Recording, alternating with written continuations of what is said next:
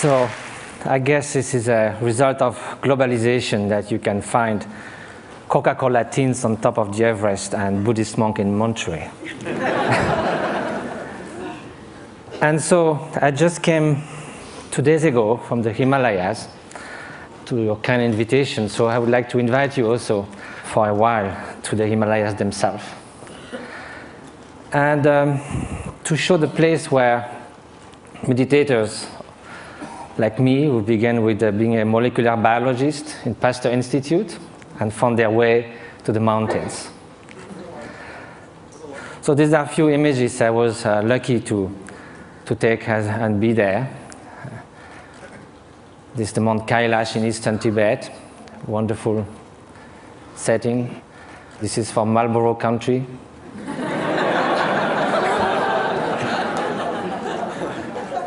This is a turquoise lake, a meditator.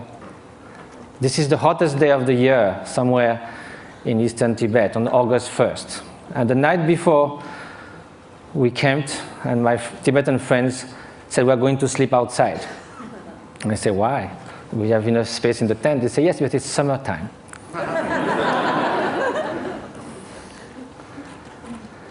So now we are going to speak of happiness. As a Frenchman, I must say that there are a lot of French intellectuals that seems that happiness is not at all interesting. I just wrote an essay on happiness, and there was a controversy, and someone wrote an article saying, don't impose on us the dirty work of happiness. We don't care about being happy. We need to live with passion. We like the ups and downs of life. We like our suffering because it's so good when it ceases for a while. This is what I see from the balcony of my hermitage in the Himalayas. It's about 2 meters by 3, and you are all welcome anytime. Now let's come to happiness, or well-being. And first of all, despite what the French intellectuals say, it seems that no one wakes up in the morning thinking, may I suffer the whole day. Which means that somehow, consciously or not, directly or indirectly, in the short and the long term, whatever we do, whatever we hope, whatever we dream, somehow is related to a deep, profound desire for well-being or happiness. As Pascal said, even the one who hangs himself somehow is looking for a cessation for suffering. He finds no other way. But then if you look in the literature, East and West, you can find incredible diversity of definition of happiness. Some people say it can only be lived in remembering the past, imagining the future, never in the present. Some people say happiness is right now, is the quality of the freshness of the present moment. And that led to Henri Bergson, the French philosopher, to say all the great thinkers of humanity have left happiness in the vague, so that they could define, each of them could define in their own terms. Well, that will be fine if it was just a secondary preoccupation in life. But now, if it is something that's going to determine the quality of every instant of our life, then we better know what it is, have some clearer idea. And probably the fact that we don't know that is why so often, although we seek happiness, it seems we turn our back to it. Although we want to avoid suffering, it seems we are running someone towards it. And that also comes from some kind of confusions. One of the most common ones is happiness and pleasure. But if we look at the characteristic of those two, pleasure is contingent upon time, upon its object, upon the place. It is something that changes of nature. Beautiful chocolate cake, first serving is delicious, second one, not so much, then we feel disgust. That's the nature of things. We get tired. I used to be a fan of Bach. I used to play it on the guitar, and I can hear it 2, 3, 5 times. If I had to hear it 24 hours non-stop, it might be very tiring. If you are feeling very cold, you come near a fire, it's so wonderful. Then after some moments, you just go a little back and then it starts burning. it sort of uses itself as you experience it. And also, again, it can also, it's something that it is not something that is radiating outside. Like, you can feel intense pleasure, and some others around you can be suffering a lot. Now, what then will be happiness? And happiness, of course, is such a vague word. So let's say well-being. And so I think the best definition, according to the Buddhist view, is that well-being is not just a mere pleasurable sensation. It is a deep sense of serenity and fulfillment, a state that actually pervades and underlies all emotional states and all the joys of sorrows that can come one's way. Well, that might be surprising. Can we have this kind of well-being while being sad? In a way, why not? Because we are speaking at a different level. Look at the waves coming near the shore. When you're at the bottom of the wave, you hit the bottom. You hit the solid rock. When you are surfing on the top, you're all elated. So you go from elation to depression. There's no depth. Now, if you look at the high sea, there might be beautiful, calm ocean like a mirror.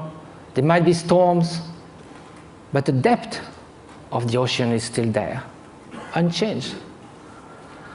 So now, how is that? It can only be a state of being, not just a fleeting emotion, sensation, even joy that can be the spring of happiness. But there's also wicked joy. You can rejoice in someone's suffering. So now, how do we proceed in our quest for happiness? Very often, we look outside. We think that if we could gather this and that, all the conditions, something like we say, everything to be happy, to have everything to be happy, that very sentence already bears the doom of destruction of happiness. To have everything. If we miss something, it collapses. And also when things go wrong, we're trying to fix things outside so much. But our control on the outer world is limited, temporary, and often illusory. So now look at the inner conditions. Aren't it stronger? Isn't it the mind that translates the outer condition into happiness and suffering? And isn't that stronger? We know by experience that we can be in what we call a little paradise and yet be completely unhappy within. The Dalai Lama was once in Portugal and there was a lot of construction going on everywhere. So one evening he said, look, you are doing all these things, but isn't it nice also to build something within? And he said, unless that, even you get a high-tech flat on the 100th floor of a super modern and comfortable building, if you are deeply unhappy within, all you are going to look for is a window from which to jump. So now, at the opposite, we know a lot of people who in very difficult circumstances manage to keep serenity, inner strength, inner freedom, confidence. So now if the inner conditions are stronger, of course the outer conditions do influence. And it's wonderful to live longer, healthier, to have access to information, education, to be able to travel, to have freedom. It's highly desirable. However, this is not enough. Those are just auxiliary help, conditions. The experience that translates everything is within the mind. So then when we ask oneself how to nurture the conditions for happiness, the inner conditions, and which are those which will undermine happiness. So then this needs to have some experience. We have to know from ourselves there are certain states of mind that are conducing to this flourishing, to this well-being, what the Greek call eudaimonia, flourishing. And there are some which are adverse to this well-being. And so if we look from our own experience, anger, hatred, jealousy, arrogance, obsessive desire, strong grasping, they don't leave us in such a good state after we have experienced it. and also they are detrimental to others' happiness. So we may consider that the more those are invading our mind, and like a chain reaction, the more we'll feel miserable, we'll feel tormented. At the opposite, everyone knows deep within that an act of selfish generosity, if from the distance, without anyone knowing anything about it, we could save a child's life, make someone happy. We don't need a recognition. We don't need any gratitude. Just the mere fact of doing that feels such a sense of adequation with our deep nature. And we would like to be like that all the time. So is that possible? To change our way of being, to transform one's mind? Are those negative emotions or destructive emotions inherent to the nature of mind? Is a change possible in our emotions, in our traits, in our moods? So for that we have to ask, what is the nature of mind? And if we look from the experiential point of view, there is a primary quality of consciousness. That is the mere fact to be cognitive, to be aware. Consciousness is like a mirror that allows all images to rise on it. You can have ugly faces, beautiful faces in the mirror. The mirror allows that, but the mirror is not tainted, is not modified, is not altered by those images. Likewise, behind every single thought, there is the bare consciousness, pure awareness. This is the nature.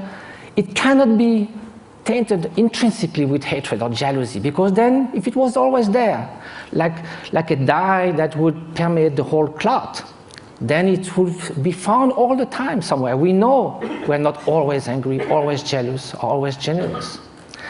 So because the basic fabric of consciousness is this pure cognitive quality that differentiates it from a stone, there is a possibility for change, because all emotions are fleeting. That is the ground for mind training. Mind training is based on the idea that two opposite mental factors cannot happen at the same time. You could go from love to hate, but you cannot at the same time, toward the same object, the same person, one to harm and one to the good. You cannot in the same gesture shake hand and give a blow. So there are natural antidotes to emotions that are destructive to our inner well-being. So that's a way to proceed. Rejoicing compared to jealousy, a kind of sense of inner freedom as opposite to intense grasping and obsession, benevolence, loving kindness against hatred. But of course, each emotion then would need a particular antidote. Another way is to try to find a general antidote to all emotions. And that's by looking at their very nature. Usually, when we feel annoyed, hatred, or upset with someone, or obsessed with something, the mind goes again and again to that object. Each time it goes to the object, it reinforces that obsession or that annoyance. So then it's a self-perpetuating process. So what we need to look now is, instead of looking outward, we look inward. Look at anger itself. It looks very menacing, like a billowing monsoon cloud, thunderstorm. But we think we could sit on the cloud, but if we go there, it's just mist. Likewise, if you look at the thought of anger, it will vanish like frost under the morning sun. If you do this again and again, the propensity, the tendencies for anger to arise again will be less and less each time you dissolved it. And at the end, although it may arise, it will just cross the mind like a bird crossing the sky without leaving any track.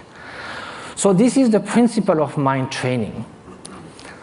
Now, it takes time, because it took time for all those faults in our mind, tendencies to build up.